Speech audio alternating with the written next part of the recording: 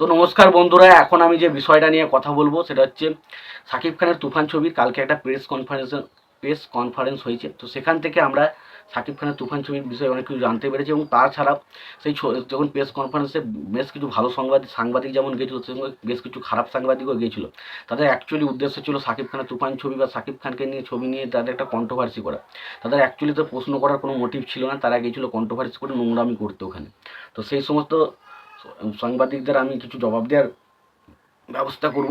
তো তার আগে একটা কথা বলি যে এই কনফারেন্সে শুধুমাত্র সব কিছু যে খারাপ হয়েছিল সেটা না, তবে বেশ কিছু জিনিস ভালোও ছিল। তো সেইগুলোর জন্য আমি ধন্যবাদ জানাতে যারা এই প্রেস কনফারেন্সে ছিলেন, বেশ কিছু ভালো মানুষ, তাদের জন্য আমি অসংখ্য ধন্যবাদ জানাচ্ছি। বাট কিছু মানুষ যারা ছিল তারা কিন্তু এই জিনিসটাকে পুরো নোংরামির জায়গায় নিয়ে আসার চেষ্টা করছিল। তো সেই নোংরামির ভিতরেই কিন্তু আমাদের এখানে বেশ কিছু অ্যাক্টরস ছিল, চঞ্চল চৌধুরী বা রায়ন রাফি বলুন বা মিমি বলুন বা শাকিব খান, তারা কিন্তু খুব দারুণভাবে উত্তরগুলো দিয়েছেন। তো সেইগুলো বিষয় নিয়ে আমি আলোচনা করব। তো তার আগে প্রত্যেকটা বন্ধুকে অনুরোধ করে রাখবো, যদি চ্যানেলটায় নতুন হয়ে থাকেন অবশ্যই চ্যানেলটি সাবস্ক্রাইব করে নেবেন। আর যদি ভিডিওটি পছন্দ হয় অবশ্যই ভিডিওতে লাইক কমেন্ট শেয়ার করতে ভুলবেন না। তো দেখুন, প্রথমে আমি যে বিষয়টা আসবো, দেখুন এখানে প্রত্যেককে যে প্রশ্নগুলো করা, এখানে চঞ্চল চরিত্র থেকে শুরু করে রায়ান রাফি বা এই ছবির যে প্রডিউসার বা মিমি চক্রবর্তী, প্রত্যেককে যেভাবে প্রশ্নগুলো করা হয়, তো কিছু কিছু প্রশ্ন ছিল খুবই ভালো, সেগুলো তারা খুব স্মার্টনেসের সাথে উত্তর দেয়। এবং তার পাশাপাশি তাদের যে একে অপরের প্রতি যে ভালোবাসা, তাদের যে ডেডিকেশন, সেই জিনিসগুলো দেখতে পাই, সেটা দেখতে খুব ভালো লাগে। এবং তার পাশাপাশি এখানে সবচেয়ে বেশি আমার যাকে পছন্দ হচ্ছে চঞ্চল চৌধুরী একটা কথা পরিষ্কারভাবে বলেছেন যে আমি যখনই শাকিব খানের সাথে আমার দেখা হয় বা কথাবার্তা হয়, তখন আমরা কিন্তু একটা জিনিসই ভাবি যে বাংলা ছবি, অর্থাৎ আমাদের বাংলা ছবিকে কতটা দূরত্ব পর্যন্ত আমরা এগিয়ে নিয়ে যেতে পারি। তো সেই বিষয়ে বুঝতেই পারছেন দুটো হিরোর কত পর্যন্ত ভালোবাসা রয়েছে বাংলা ছবির প্রতি, তবে তারা এই জিনিসগুলো নিয়ে সবসময় ভাবনা চিন্তা করে। তো এখানে আমার সবচেয়ে যেটা ভালো লাগে সেটা হচ্ছে শাকিব খান যেভাবে এই সাংবাদিকগুলোকে ধুয়ে দিলেন না, সেটা দেখার মতো বিষয় ছিল, দেখার মতো। মানে একটা মিষ্টি মিষ্টি কথায় না পুরো একদম ধুয়ে দিয়েছে, পুরো ধুয়ে দিয়েছে, সত্যি কথা বলতে পুরো ধুয়ে দিয়েছে। তো প্রথমে সাংবাদিকরা একটা প্রশ্ন করে থাকে যে আপনার ছবি শুধুমাত্র ঈদে রিলিজ কেন? তো শুধুমাত্র ঈদে এলেই আপনার ছবি রিলিজ, আপনার আবার ঈদে এলে আপনার শাকিব খানের ছবি আপনার সিনেমা যখন মালিকরা তারা নেওয়ার জন্য কাড়াকাড়ি করে। তো তুফান ছবি মানে আপনি কেন বেছে বেছে ঈদটাকে ব্যবহার করেন?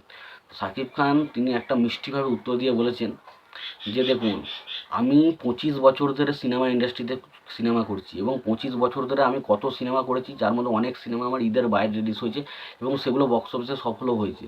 তো সুতরাং আমি 25 বছর দিয়ে নিজেকে প্রমাণ করে যাচ্ছি যে ছবিগুলো আমি ঈদ ছাড়াও বাইরে সাকসেসফুল করে, এবং আমি কি করতে পারি সেটা আমি বারবার 25 বছর ধরে প্রমাণ করে যাচ্ছি। তো সুতরাং এখন আর আমার প্রমাণ করার কিছু নেই যে আমাকে ঈদে রিলিজ করতেই ছবি চলবে, এরকম একটা যে বিশাল দিয়েছে, সেটা কিন্তু দারুণ লেগেছে। এবং তার পাশাপাশি তিনি এটাও বলেছেন এখন আমি ছবি রিলিজ করার জন্য একসঙ্গে গাদা ছবি রিলিজ করি না, যেটা ছবি আসবে সেটাই আমি করবো, সেরকম কিন্তু আমার কোনো মোটিভ নেই।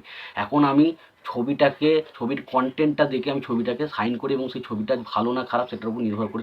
এবং তার পাশাপাশি তিনি এটাও বলেন যে তার যে মানে তুফান ছবিটা তো প্যান ইন্ডিয়া যাচ্ছে এবং তার পাশাপাশি দরদ যাচ্ছে, এবং তার পাশাপাশি তিনি এটাও বলেছেন তার আর একটা ছবি আছে যেটা কিন্তু প্যান ইন্ডিয়া রিলিজ হতে যাচ্ছে। তো সেই ছবিটার নাম তিনি এখনো অফিসিয়ালি বলেননি, তবে এটা বোঝা যাচ্ছে যে শাকিব খানের কিন্তু পরবর্তী একটা ছবি সেটাও কিন্তু প্যান ইন্ডিয়া আসতে চলেছে।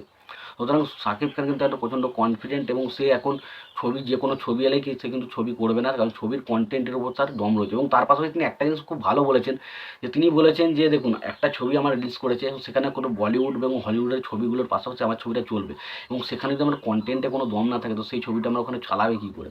তো সুতরাং এটা জিনিস তিনি একটা পরিষ্কার যে তিনি এখন কিন্তু শুধুমাত্র যে কোনো ছবি আসবে তিনি করে দেবেন সেটা কিন্তু নয়। এখন কিন্তু একটা কন্টেন্ট যদি ছবির মধ্যে ভালো না থাকে বা একটা ছবির মধ্যে যদি কোনো রকম গুরুত্ব না থাকে, সেই ছবি কিন্তু তিনি করবেন না। এরপর সাংবাদিকদের উদ্দেশ্যে তিনি একটা প্রশ্ন করেছেন, তিনি বলেছেন যে তিনি বলছেন যে কিছু কিছু মানুষ রয়েছে।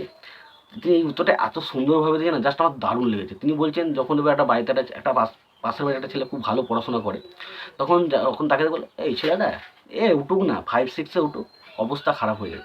যখন দেখবে 5-6-এ উঠলো, সে খুব ভালো রেজাল্ট করছে, তখন বলে মাধ্যমিকটা দিক না, তারপর দেখবে।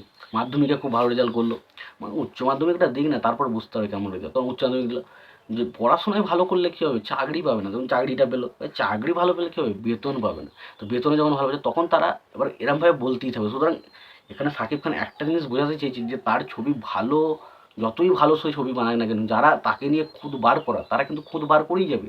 তারা যেমন ছোটোখাটো কথা নিতে, আচ্ছা তাদের তিনি একটা কথা পরিষ্কার হচ্ছে, তাদের স্বভাবটা হচ্ছে বেগুনের মতো। বেগুন কথার অর্থ কী, যার কোনো গুণ নেই। অর্থাৎ তাদের মধ্যে তো কোনো রকম কোনো গুণ বা ত্রুটি কিছু নেই, তাদের মধ্যে গুণ বা কিছু ভালো দিক কিছু নেই, কিন্তু তখন যাদের গুণ নেই কিন্তু পরের তারা কোন জায়গায় খুঁটিনাটি কি খারাপ আছে সেই জিনিসটাকে নিয়ে বারবার বার করার চেষ্টা করে। তো তাদের তাদের যেহেতু কোনো গুণ নেই, তারা তাই বেগুন মানুষদের সাথে কোনো রকম কথা বলতে নেই। অর্থাৎ তিনি এই যে সাংবাদিকদের মিষ্টি মিষ্টি করে চেটে দিলেন না, সেটা দারুণ লেগেছে, সত্যি কথা দারুণ লেগেছে। এবং সত্যি কথা বলতে গেলে শাকিব খান অর্থাৎ মেগাস্টার শাকিব খান, তিনি যে কেন এত বড় একজন সুপারস্টার, তিনি কিন্তু কোনো জায়গায় কিন্তু মানে চেঁচিয়ে বা তাকিয়ে অন্যরকমভাবে বলেন, কিন্তু সব মুখের মধ্যে একটা হালকা হাসি রেখে এত সুন্দরভাবে চেটে দিলেন না, তো সেটা দেখতে দারুণ লাগে। সত্যি বলতে আমার তো দারুণ লেগেছে শাকিব খানের এই উত্তরগুলো। এবং তার পাশাপাশি মিমি বা রায়ান রাবি তারাও কিন্তু এই সাংবাদিকদের উপর রেগে যাচ্ছিলেন, কারণ তারা এই যে উল্টোপাল্টা মন্তব্য বক্তব্যগুলো তিনি করছিলেন, এবং তারা এসেছিল অ্যাকচুয়ালি কন্ট্রোভার্সি করতে। তো সেই জিনিসগুলো দেখে বোঝা যায়।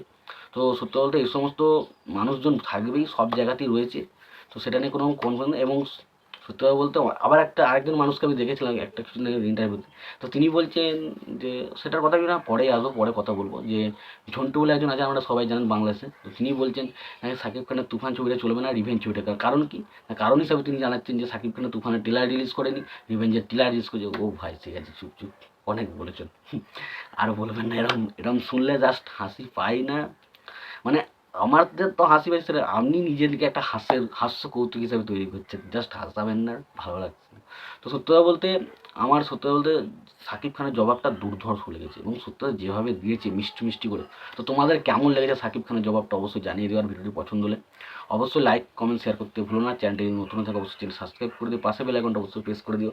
ভালো থেকো, সুস্থ থেকো, দেখা যাচ্ছে পরের ভিডিও।